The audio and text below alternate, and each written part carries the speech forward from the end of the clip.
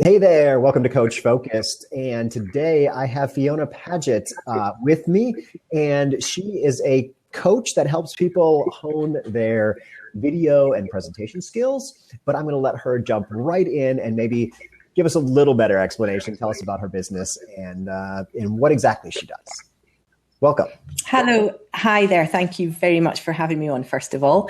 Yes, I am Fiona. I'm based in Scotland, over in the UK, and I have a background in television, radio, and video production. I ran a video production company for 8 years or so, mainly kind of corporate video. And I began doing more and more work online, and I realised that with a lot of people who are building a business online, there's a lot of focus on, the branding and the website and the copy and all of this stuff, but there's a lack of actual visibility. So what I teach people to do is to step out in front of their business, to introduce themselves in person, so to let their audience see you and hear you in the way that you would if you were operating a business in the offline world, I suppose. Mm-hmm. So yes, my business online is relatively new, but that's what I'm aiming to do.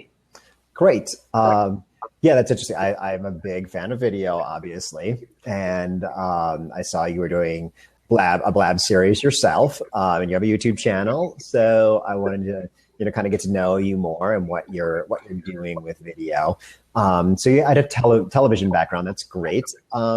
So why don't you, kind of talk a little bit about,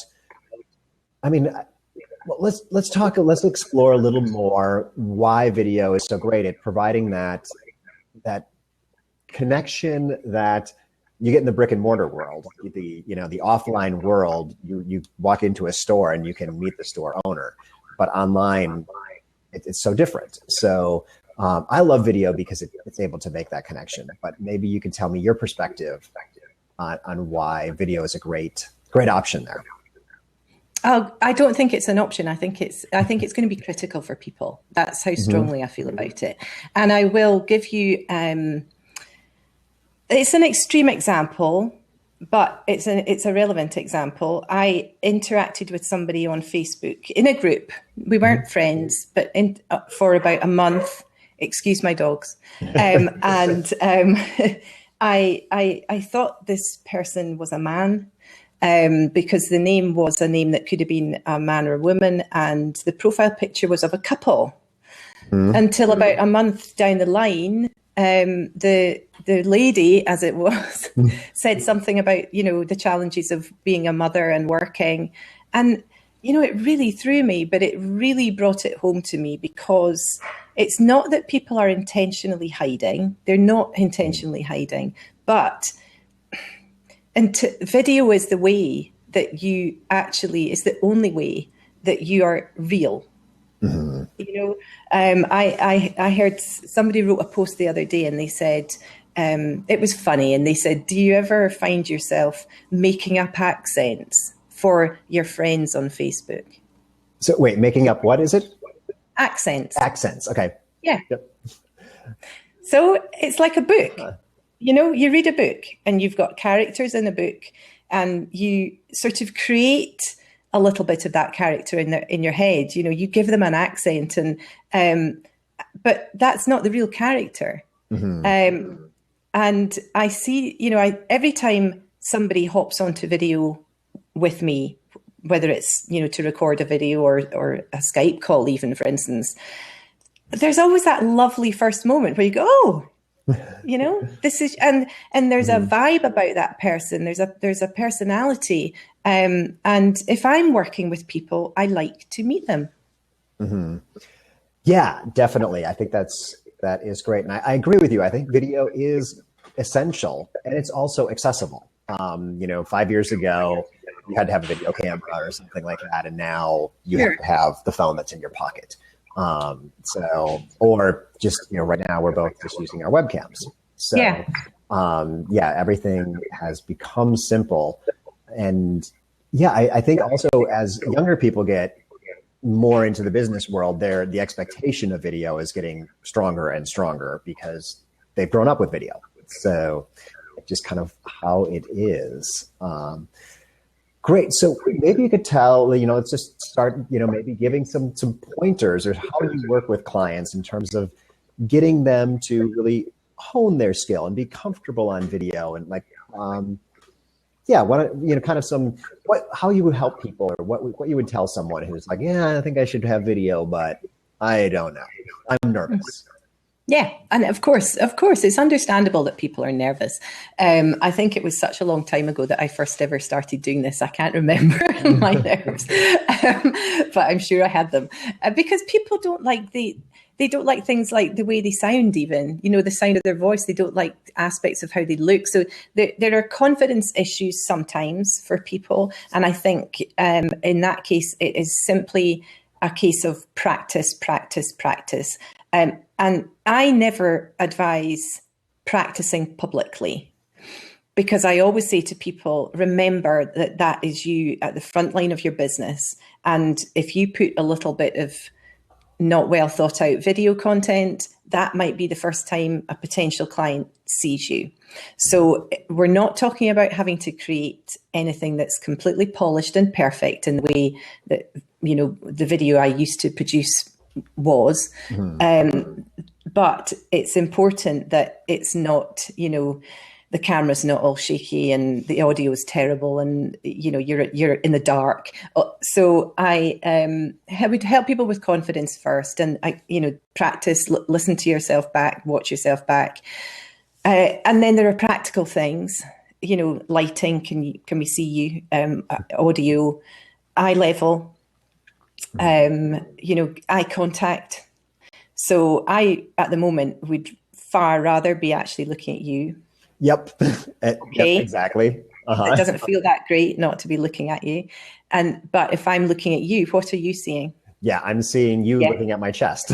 Precisely. Yeah, okay. And if that was the other way around, that wouldn't be good. Yes, exactly. Okay. You got to keep the eyes.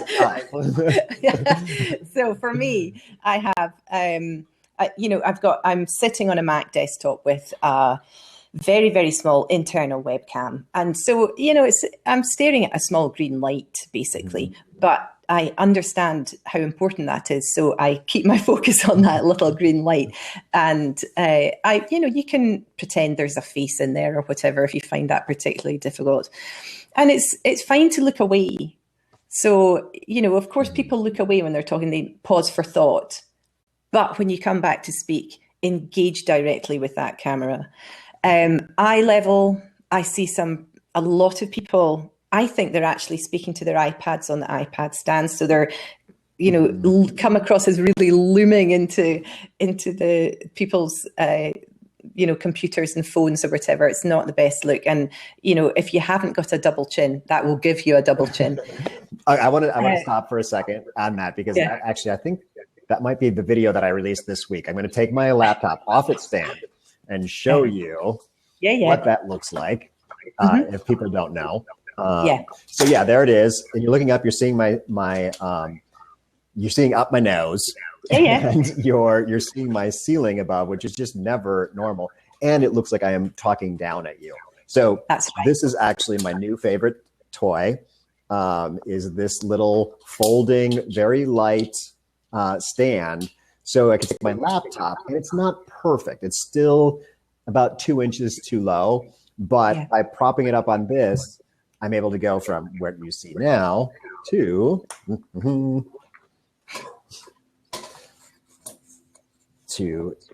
that.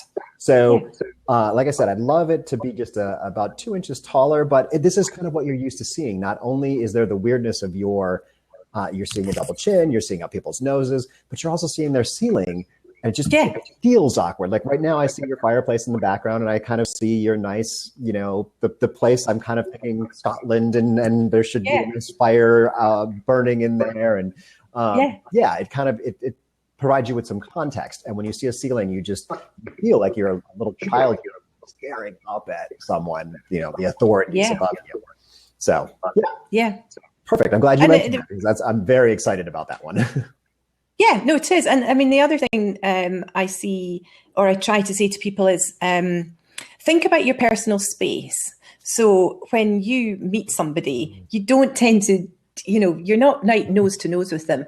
Yeah. So again, that's, nobody's saying that there's absolute rights and wrongs. But it's not my preference. And when I switch onto a video and I have this great full face, then I actually find myself, pulling back from the computer. But the other thing that's not happening there is that it means, like you say, if you've got your best ceiling lamp or your corner of your ceiling in the background, apart from that looking a bit naff, it's people aren't utilizing their backdrop to enhance their branding.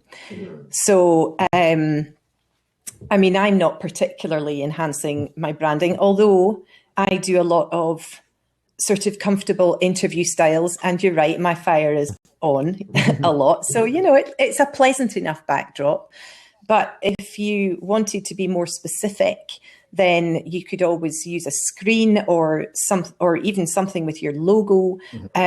Or, if you own a travel company, for instance, then you don't want a plain white wall. It'd be nice if you did your video with some sort of scene behind you. It doesn't have to be a Hawaiian beach, but something that reflects what you're saying. And I always say to people, if you look at say live news reports, well, not even live news reports, when I was out and about filming programs for television, we would sometimes drive for miles to get the introductory, what they call piece to camera. So the introductory piece where I'm introducing the program, because the cameraman, he had, he needed me to be standing somewhere that was appropriate. Right. And the background was reflecting whatever I was saying, whatever program I was introducing. So it's the same principle that we're taking into DIY video, essentially, is to use every aspect. You've got an audio-visual experience to deliver. So use every aspect of that if you can. Yeah. And actually the background, I was just thinking as you were talking about that, because I've got kind of like this is my homey background. It's just a really great spot in terms of light. And I see that I've forgotten to take my wife's laundry basket off the counter. So I'm just kind of just do that. But yeah, definitely. I was talking to someone and they said from psychologically, what you see in someone's background is how you develop trust. So whether or not you trust someone is very much associated with what's behind them. And I'm not sure, what the psychology is there, but that is kind of one of those just know in psychology, that's what people are going to use for clues as to whether or not they trust you. So this is kind of my homie thing. I love Mark Mawhinney is another coach, and he does a podcast and he does a lot of video, but he has a poster of his logo and whatnot in the background of all of his shots. And it's so good because it's like every single shot. It's like, okay, that's Mark, that's that poster. I know another guy who has a movie that he shot and usually comes up, in all of his interviews, and that movie poster is always behind him. So yeah, I'm still working on that. I finally got myself a logo that I really like, but I haven't quite made the screen yet. But this works pretty well. Yeah, well, you see, I'm still working on it as well. And also it just happens that my computer sits in my lounge and, I'm not ready to move everything around yet. But, I think a homey kind of background is perfectly acceptable. I don't think it's a problem at all. But the other thing that I say to people is consistency of a style. So as everybody knows now, we're, you're branding yourself, your business it's you, it's driven by you. So you're part of that brand. And, I see some comments sometimes and people say, oh, just get on video, just do it. It doesn't matter what you say. I've got I've not done my makeup, I'm still in my pajamas. Who cares? Just get on and get your message over. And I really have to bite my tongue there because I will never agree with that.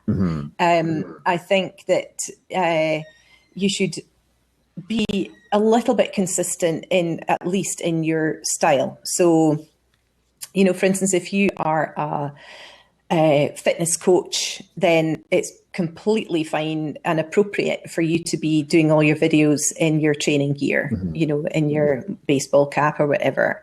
You know, you offer a professional service, you're in a shirt. You know, I'm not in anything particular. I'm actually often wear a shirt as well. Right.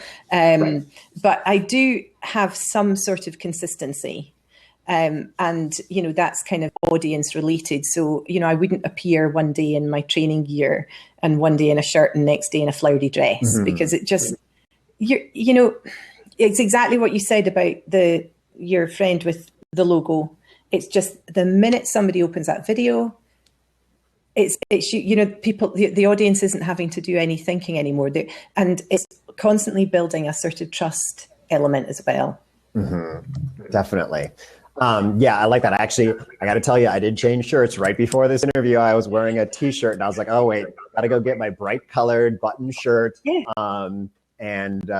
just try to, I think that's right. Just, you know, I also, one of the things I was thinking about is I looked at your videos and I saw what your background was. So, you know, I will try to make these videos look similar. So if I'm interviewing someone who I know has a white background, I'll go into my studio, or the same thing with like a black background, I'll go into my studio. But if someone's got kind of more of that natural background, this is the place where I'm most comfortable doing these videos, but I will try to appear similar so that it looks good together. So yeah, well, that's great. So those are great tips on, like, you know, how to look and how to, you know, where to put the camera and whatnot. So what about kind of that personality thing, or kind of, you know, really, you know, how do you get people to present themselves well on camera, I guess? Content. My advice is, when people are starting out, to keep it short, because, you know, you're probably going to be a wee bit nervous, and I think it's a mistake to open your video and just start waffling away about heaven knows what. You know, you need to be quite focused about why you're producing a piece of video content. So, you know, this is me, this is what I do, this is how I'm going to help you. I do little kind of video tips, for instance, you know, just some of the things we've just been talking about, but they're never over 3 minutes long. They're short enough that people will listen to them, but I also get straight to the point. And I read an interesting thread the other day, and it was all about webinars. And the initial person that posted the thread was saying they're just absolutely, you know, they're getting sick fed up listening to webinars. And they had booked into a webinar with a fairly well-known, you know, online entrepreneur, and he had spoken for half an hour about himself, 10 minutes of value, and 20 minutes of sales pitch, you know?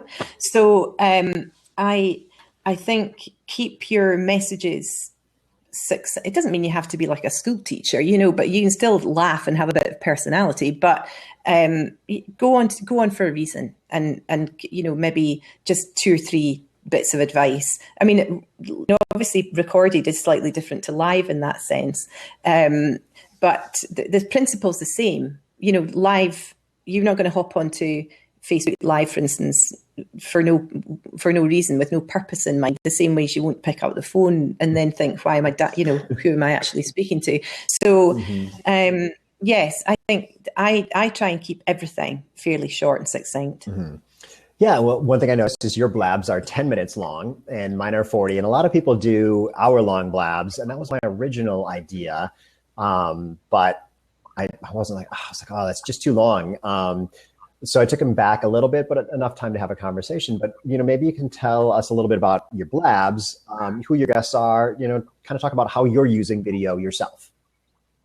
Well, how I'm using video at the moment primarily is to encourage people. I'm trying to get to the personality and the passion behind the business, because it's usually there. If people are going through the process of setting themselves up online, with all the headaches that involves and the technical know-how and putting together the jigsaw and a piece of the jigsaw, etc., then often they're driven by something that's happened in their lives, something that's some period of their lives that's maybe been slightly transformational. A lot of these entrepreneurial characters have got a real passion behind what they're doing. And that's what I want to try and get from people is, yes, tell me what your business is, but how did you arrive at that business? What makes you, feel that you've got the expertise to deliver this? And, but I do them very spontaneously. So nobody knows what I'm going to ask. Mm-hmm. And I do a very little bit of research beforehand. But the lovely thing is that a lot of the answers are a surprise to me as well. Mm-hmm. So, they can go a little bit like this and like this, but it's allowing them to, I suppose, just be completely themselves. So, I call my series Raw True Me. And it is just really about trying to reach the person and pull a little bit of that out. And yes, I do keep them short, despite sometimes I could feel like I could speak to the person all day because we've only just met. Mm-hmm. But I keep them short. I think it's just thinking about people's time. We've got a limited amount of time that we can go and listen to webinars or watch videos and that kind of thing. So I wanted to have a lot of interviews, but shorter, so that people can kind of pick and choose whatever appeals to them. Yeah, and actually, I was talking to someone yesterday. I missed their Blab. They do it every 2 weeks, so I can never keep up with which week it is, if I'm in an on week or off week. And I saw it was on Blab, and I started to watch it. It was an hour long or something like that. And I sent a question. I said, do you have this on YouTube? Because on YouTube, I can play it at 1.5 or 2 times the speed and get your content in half the time. And actually she did. She had it over on YouTube. And that's one of the things I really like about going to YouTube for these things, is I watch almost every YouTube video at least 1.25 times the speed, if not a half, 1.5. And if they talk really slow, I'll go all the way to 2 times faster. So, that's part of the thing that you can't do with this live platform. So I'm still trying to figure out Blab in terms of like, okay, is this quite right? So we talked a little bit about that. But so when you're working with someone though, like one of your guests, do you prep them ahead of time? Do you kind of, give them or do you have that 5 minutes beforehand where you're like, you got the window right behind you and you're completely dark and I mean, I'm not going to have them. I haven't met them beforehand at all, but yes, if they pop up on the video and I can't see them, or there's something glaringly, wrong with their background, or it's something that's going to make them look, very unprofessional or whatever, then yes, we'll sort that. Mm-hmm. But I don't give questions beforehand because years ago, through years of doing interviews with various different people, if, for instance, you're interviewing a politician or a senior business leader, then the PR will come and get you, and you will have to provide questions. And then what happens is you get these absolutely rehearsed, stale answers. And actually, they often forget because they've memorized the answers, and then they often forget them, and you have to retake the interview again and again and again.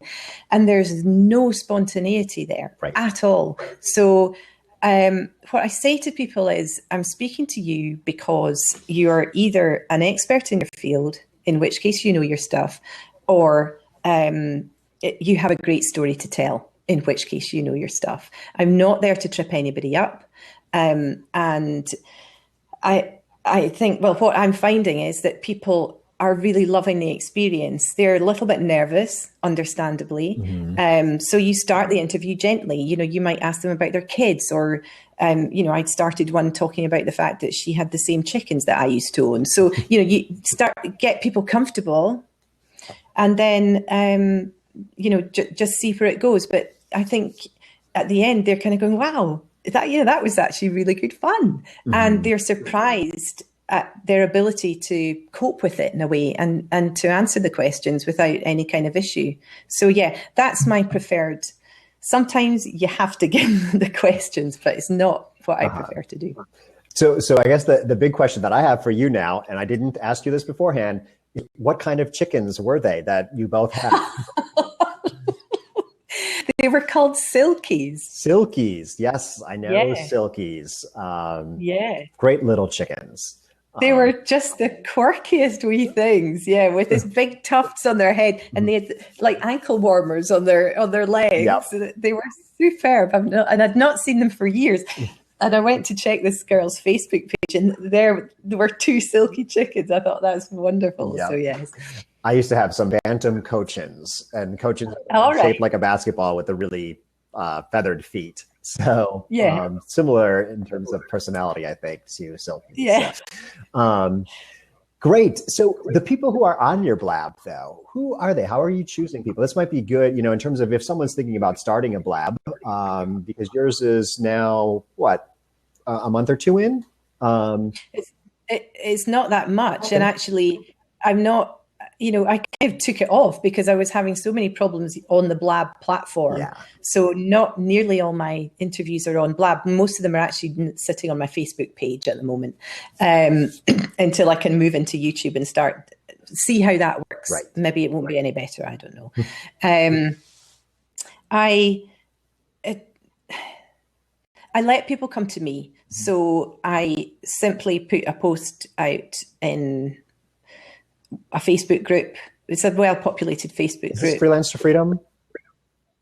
Freedom Hackers. Freedom Hackers. Okay, yeah, because I think that's where we connected, was Freedom Hackers. Yeah, it was. So, yeah. That was great for me. I mean, I have so many Blab guests from that. So. Yeah, I just put one. I put one post out. I said, "This is what my program is. It's called Raw True Me. It's about And the thing is, lots of people are really keen to speak about that.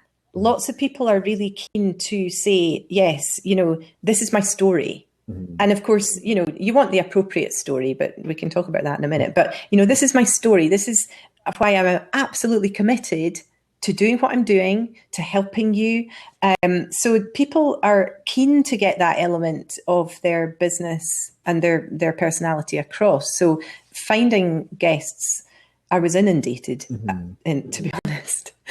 I mean, I actually nearly panicked. It was like, what do I help? Stop. Well, that's great. Yeah. And I guess I think that's because people are seeing the value of video. And so if you are making video, getting guests is not that hard because they're like, oh, this is a way for me to get on video and a way for me to get exposed to someone else's audience and, to get video content that they can put on their website to show, kind of who they are. Because if they're not doing video, it'd be very easy to just take the Blab that you were just on and put it on your website. So people, and they get it, even though it's not like an introductory video or something like that, where it's really structured for a website, you get the idea of someone's personality. How much do they smile? How much do they move around? How energetic are they? Are they speaking with an American accent or a Scottish accent? Yeah. So that, that's great about these videos. So, well, I mean, that was my reason for starting. It's all kind of morphing a wee bit, but then it does, doesn't it? And we need to just go with the flow. But the reason I started them was I called them an alternative promo video. So I said, it's not easy to speak directly into a camera, to remember what you've got to say. I mean, I always say if you've got a promo video, you can say a lot in 40 seconds, but it takes practice. It's hard. So it's hard to deliver that well with, a little bit of personality and all the rest of it. So I started doing this interview scenario to allow people to showcase a little bit of their business. And I said, stick it on your website, because it doesn't matter that it's not you shooting straight to camera. It's somebody's, I'm speaking to you and allowing you to deliver, you're right. People can see you, people can hear you, they hear your accent, all elements of that. So that is exactly where it all started from. And it's just kind of morphing, I suppose, as it goes along. And that's my chat show. If people who pay for me, I will tailor the interview to make sure exactly the right information comes across. So that might be about a specific part of their service or whatever. But in general, I think it's a great way, and I am seeing really nice results from it. People posting video and everyone, wow, it's so good to see you. It's so good to hear you speak.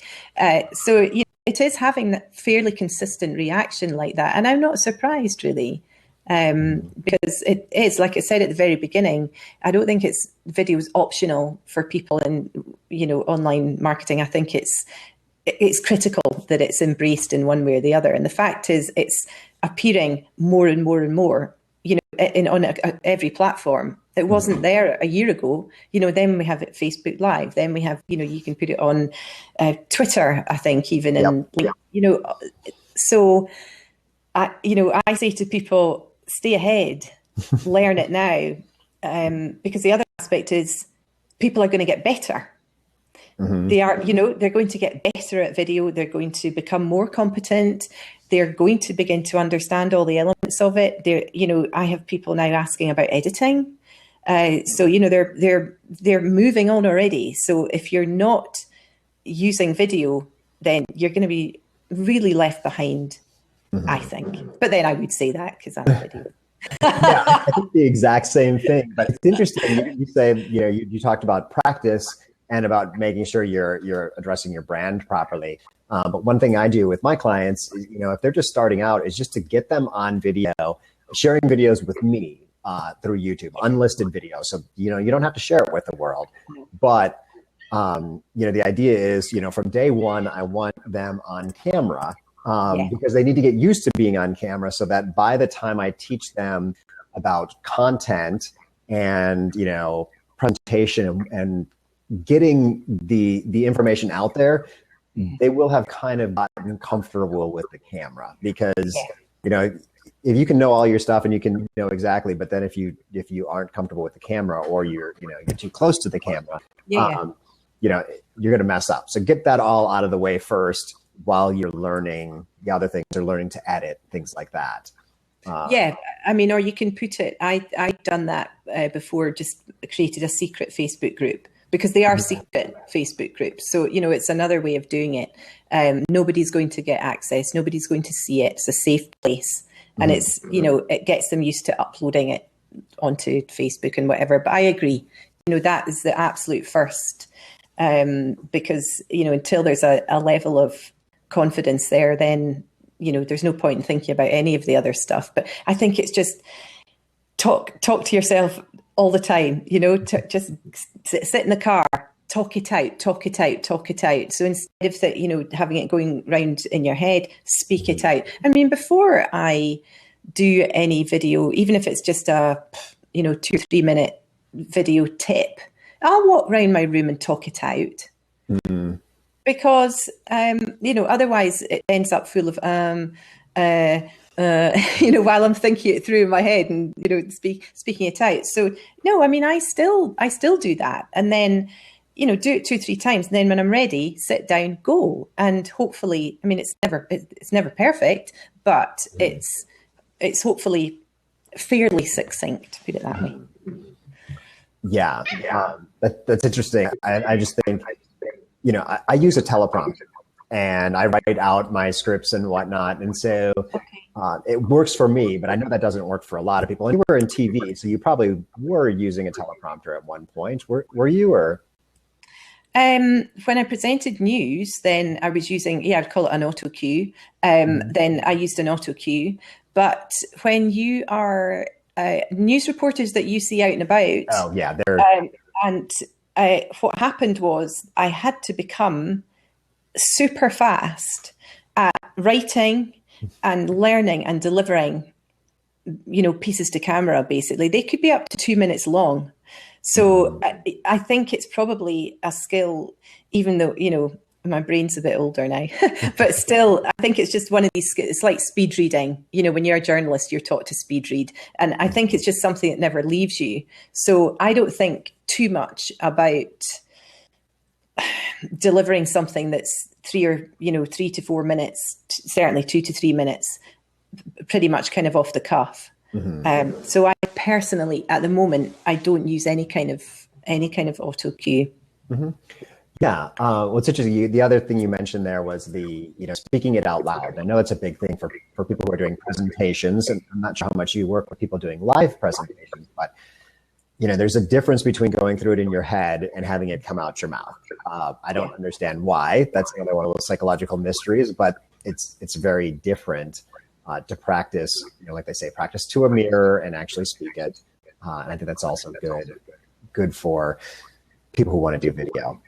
Yeah, it is. And I mean, also the timing. I mean, if you're working to any kind of timing, then it will take you longer to speak it out than, you're reading through it 100 miles an hour. So it's worth speaking it out.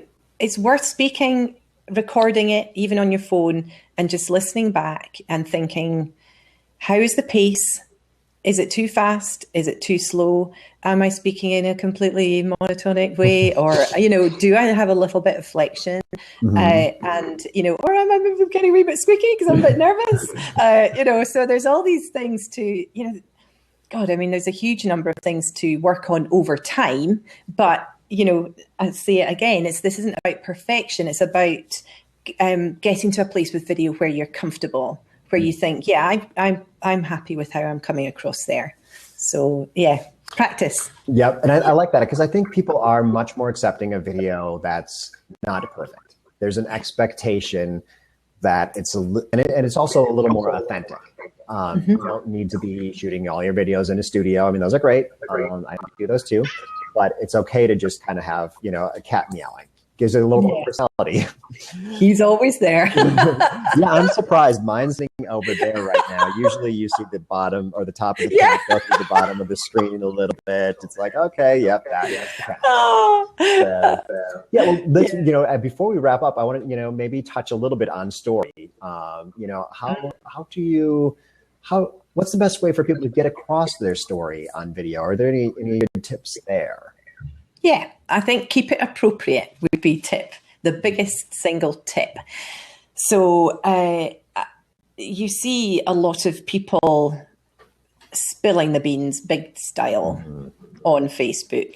There's a great long post, and sometimes it's, someone who's gone from rags to riches, or someone who's been through a great, episode or whatever. And that's fine. There's not a problem with that. But if you are,